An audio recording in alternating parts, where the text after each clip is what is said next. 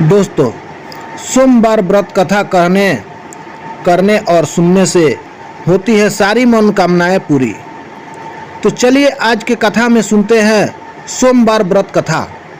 चलिए वीडियो को स्टार्ट करने से पहले बता दें, अगर आप मेरे चैनल पर नए हैं तो इसे लाइक और सब्सक्राइब जरूर कर लें, ताकि जब भी कोई मैं वीडियो अपलोड करूं उसका नोटिफिकेशन आपको मिलती रहे। तो चलिए वीडियो को स्टार्ट करते हैं। दोस्तों, सोमवार का व्रत को लेकर मान्यता है कि इस व्रत को करने से भगवान शिव अपनी भक्तों का मुराद जल्दी पूरी कर देते हैं। सोमवार का दिन भगवान शिव का समर्पित है, इसलिए इन दिन भगवान शिव को पूजा और व्रत करने का महत्व और ज़्यादा बढ़ जाता है। यदि आप सोमवार का व्रत करते हैं तो आपको सोमवार व्रत कथा पढ़ना बेहद ज़रूरी है, क्योंकि इसके बिना आपका व्रत अधूरा माना जाता है। आइए जानते हैं सोमवार का व्रत कथा के बारे में। देवों के देव महादेव बहुत ही भोले माने जाते हैं, इसलिए उनका एक और नाम भोलेनाथ भी है। पौराणिक मान्यता अनुसार भगवान शंकर को प्रसन्न करने के लिए किसी भी तरह के खास विशेष पूजा की आवश्यकता नहीं होती है, क्योंकि कहा जाता है कि वह तो भोले हैं और भक्त की मन से की गई क्षणिक मात्र की भक्ति से ही प्रसन्न हो जाते हैं। अगर आप भी शिव की भक्ति और कृपा पाने के लिए सावन में सोमवार का व्रत करते हैं तो इस कथा से भोलेनाथ को प्रसन्न कर सकते हैं। तो आइए उस कथा को जानते हैं। साहूकार को मिला संतान का प्राप्ति का वरदान। आज का यही कथा है। एक बार की बात है, एक नगर में एक साहूकार रहता था।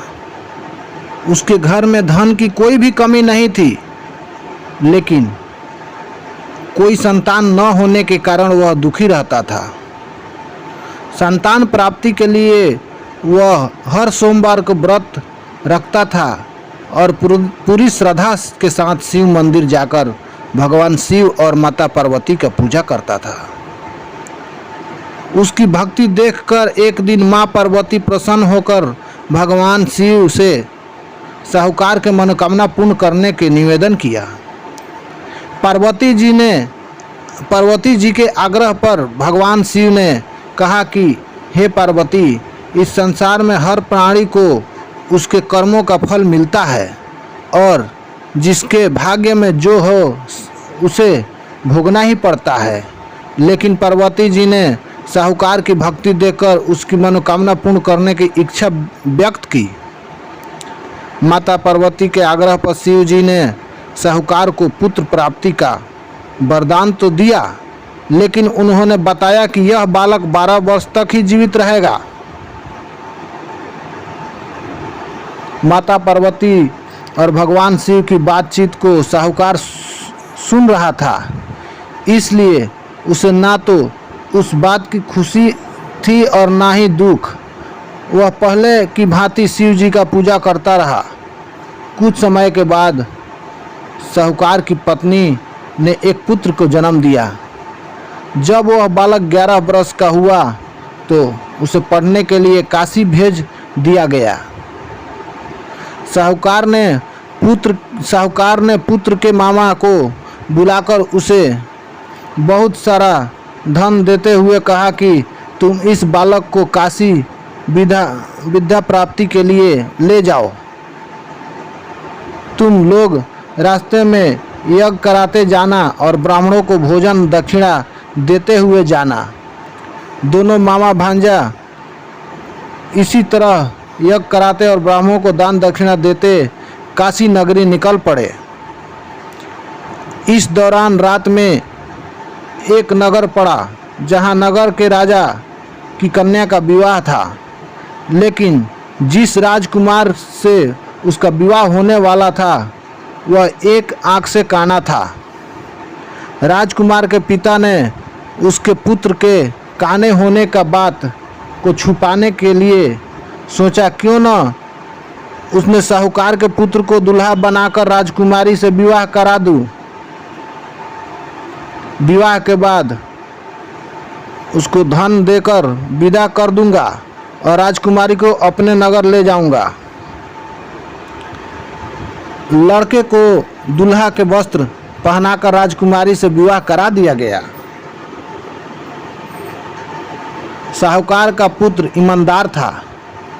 उसे यह बात सही नहीं लगी, इसलिए उसने अवसर पाकर राजकुमारी के दुपट्टे पर लिखा कि तुम्हारा विवाह तो मेरे साथ हुआ है, लेकिन जिस राजकुमार के संग तुम्हें भेजा जाएगा वह एक आंख से काना है।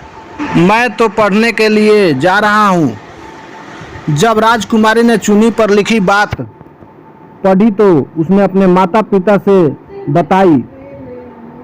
राजा ने अपनी पुत्री का विदा नहीं किया, फिर बारात वापस चली गई।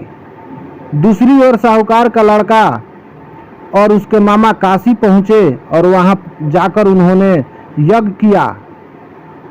जिस दिन लड़का 12 साल का हुआ उस दिन भी यज्ञ का आयोजन था। लड़के ने अपने मामा से कहा कि मेरी तबीयत कुछ ठीक नहीं है। मामा ने कहा फिर तुम अंदर जाकर आराम कर लो। शिव जी के वरदान के अनुसार कुछ ही देर में उस बालक के प्राण निकल गए। मृत भांजे को लेकर उसके मामा ने विलाप करना शुरू किया। संयोग बस उसी समय शिव जी और माता पार्वती जी उधर से जा रहे थे। पार्वती माता ने भोलेनाथ से कहा, स्वामी, मुझे इसके रोने का स्वर सहन नहीं हो रहा है। आप इस व्यक्ति का कष्ट अवश्य दूर करें। जब शिव जी मृतक बालक के पास पहुँचे तो वह बोले कि यह तो उसी साहूकार का पुत्र है जिसे मैंने 12 वर्ष के आयु का वरदान दिया था। अब इसकी आयु पूरी हो चुकी है, लेकिन मातृभाव से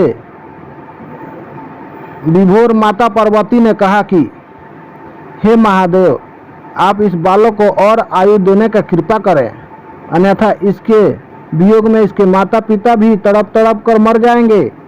माता पार्वती के पुनः आग्रह पर भगवान शिव ने उस लड़के को जीवित होने का वरदान दिया। शिव जी की कृपा से वह लड़का जीवित हो गया।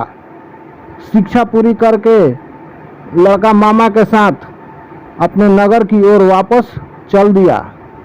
दोनों चलते हुए उसी नगर में पहुँचे जहाँ उनका विवाह हुआ था। उस नगर में भी उन्होंने यज्ञ का आयोजन किया। उस लड़के के ससुर ने उन्हें पहचान लिया और महल में ले जाकर उसकी खातिरदारी की और अपनी पुत्री को विदा किया। इधर साहूकार और उसकी पत्नी भूखे प्यासे रहकर बेटे की प्रतीक्षा कर रहे थे। उन्होंने प्रण कर रखा था कि यदि उन्हें अपने बेटे की मृत्यु का समाचार मिली तो वह भी प्राण त्याग देंगे, परंतु अपने बेटे की जीवित होने का समाचार पाकर वह बेहद प्रसन्न हुए। उसी रात भगवान शिव ने साहूकार के स्वप्न में आकर कहे, हे श्रेष्ठी, मैंने तेरे सोमवार के व्रत करने और व्रत कथा सुनने से प्रसन्न होकर तेरे पुत्र को लंबी आयु प्रदान किया हूँ।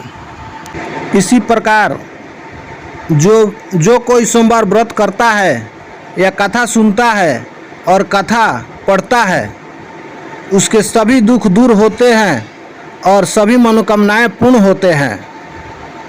तो आज का कथा आपको कैसा लगा, आप कमेंट बॉक्स में ज़रूर बताएं। अंत में आपको बोलेंगे, सब लोग एक साथ बोलेंगे, हर हर महादेव, जय भोलेनाथ, हर हर महादेव।